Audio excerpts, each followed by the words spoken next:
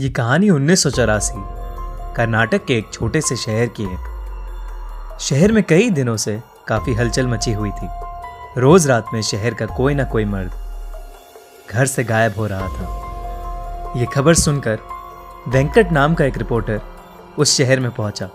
शाम के कुछ 6 ही बजे होंगे, पर शहर के लोग जल्दी जल्दी अपनी दुकानें बंद करके घर लौट रहे थे। वेंकट ने देखा कि हर घर के बाहर कन्नड़ा में नालेबा यानी कल आना ऐसा लिखा है।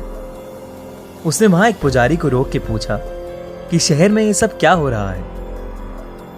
उस पुजारी ने उसे बताया कि शहर में एक लाल साड़ी वाली चुड़ैल घूम रही है।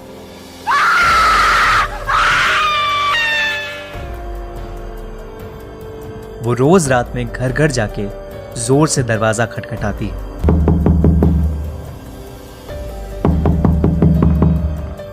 और घर के अंदर जो भी मर्द है उसका नाम पुकारती है। कोई भी आदमी उसकी आवाज को नजरअंदाज नहीं कर पाता और दरवाजा खोल देता है।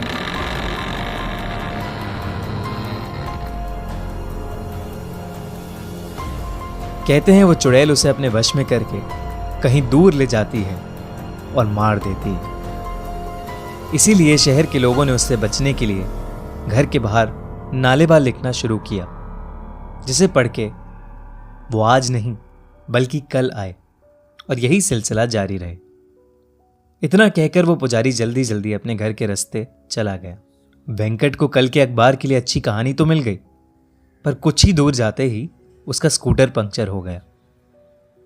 अंधेरा हो चुका था और सब लोग अपने घर के अंदर जा चुके थे। अचानक से वेंकट को लगा कि उसके आसपास कोई है, तो वो स्कूटर लिए तेजी से आगे चलने लगा। किसी ने बहुत ही मधुर आवाज में उसका नाम पुकारा, वेंकट, वेंकट। वेंकट ने जैसे ही स्कूटर के शीशे की ओर देखा, वो स्कूटर वहीं छोड़ के बहुत तेजी से आगे भागा। वो एक छोटे से मकान में जाके छिप गया और दरवाजा अंदर से कस के बंद कर लिया। दरवाजे पर जोर जोर से खटखट होने लगी और उसे अजीबो गरीब आवाजें सुनाई देने लगी। वेंकट बुरी तरह डरा हुआ था। कुछ देर बाद जब सारी आवाजें शांत हुई तो उसने बहुत हिम्मत करके दरवाजा खोला।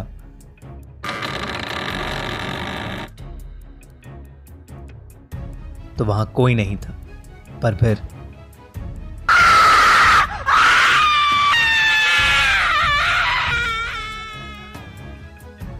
सुबह हुई तो वेंकट उसी घर में बेहोशी की हालत में पड़ा मिला।